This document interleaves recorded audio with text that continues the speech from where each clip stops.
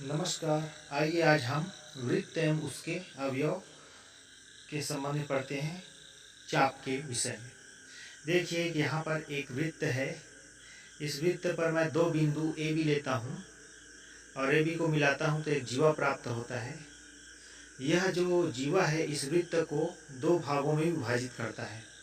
मैं A B के नीचे एक बिंदु एक्स लूँ और ए बी के ऊपर एक बिंदु वाई लूँ तो यहाँ पर जो ए बी का नीचे वाला जो भाग है ए एक्स भी, चाप ए एक्स बी और ऊपर चाप ए वाई बी जो है चाप कहलाता है।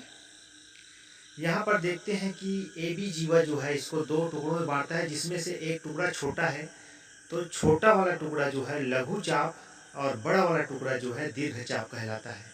इसे लघु वृत्तखंड और दीर्घ वृत्तखंड भी कहते हैं। तो इस तरह से ये चाप है। एक वृत्त में जिस तरह से कई बिंदु होते हैं उसी तरह से एक वृत्त में अनगिनत चाप भी हो सकते हैं। आइए समझने का प्रयास करें। ए भी एक बिंदु है, इसको मिलाते हैं तो ए भी एक चाप हो गया। इसी तरह से बी सी भी एक चाप है, सी डी भी एक चाप है और डी ए भी एक चाप है। इस तरह से एक वृत्त में कई चाप हो सकते हैं। तो इस प्रकार से प्रत्येक जीवा वृत्त को दो वृत्त खंडों में विभाजित करती है, जिसमें से वृत्त के परिधि वाला भाग चाप कहलाता है। आइए वृत्त खंड द्वारा वृत्त पर बनाए गए कोण के बारे में पढ़ते हैं। देखिए एक वृत्त है जिसके अंतर्गत एक त्रिभुज ए बी सी बना हुआ है। मान लीजिए बी सी एक चाप है तो इस चाप द्वारा वृत्त पर कोण बी ए सी बनाया गया है। इसी तरह से ए सी एक चाप है, इसके द्वारा कोण बी अर्थात कोण सी डी ए बनाया गया है। और ए भी एक चाप है तो इसके द्वारा कोण बी सी ए बनाया गया है। तो इस तरह से हम वृत्तखंड के कोणों को पहचान सकते हैं वो किस तरह से बना हुआ है। आइए एक प्रश्न लेते हैं जिससे और आसानी से समझ में आ जाएगा। देखिए एक प्रश्न है, संलग्न चित्र से संबंधित तीनों प्रश्नों का उत्तर ढूंढिए। पहला है चाप ए बी सी लघु या दीर्घ चाप है। तो ए बी सी को देखते हैं तो ये जो टुकड़ा है बड़ा है तो यह एक दीर्घ चाप है।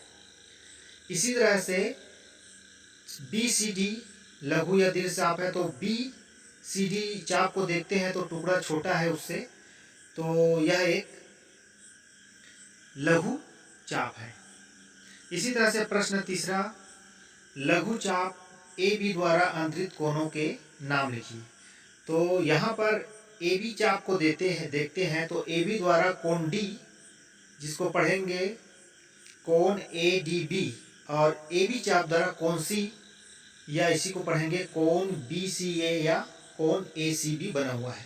अगला चौथा प्रश्न है, कोण ए सी बी किस चाप द्वारा बना है। देखिए कोण ए सी बी, तो ये जो है लघु चाप ए बी द्वारा बना हुआ है, कोण ए सी बी। पांचवा प्रश्न है, कोण सी बी ए किस चाप द्वारा बना है। तो सी बी ए, तो ये जो है चाप सी डी ए द्वारा बना है। छठवां क्वेश्चन है, कोण सी बी डी और कोण सी ए डी किस चाप द्वारा बने हैं। तो यहाँ पर देखिए लघु चाप सी डी को, तो सी डी द्वारा ये दोनों कोण बने हुए हैं। चापों द्वारा बिंदु डी पर बने कोणों के नाम लिखिए। चाप द्वारा डी बिंदु पर बने कोण हैं कोण ए डी बी, कोण ए डी सी, कोण बी डी सी। तो ये जो है तीनों कोण विभिन्न चापों द्वारा बिंदु डी पर बने हैं। तो इस तरह से बच्चे को आसानी से समझ में आ गया होगा। धन्यवाद।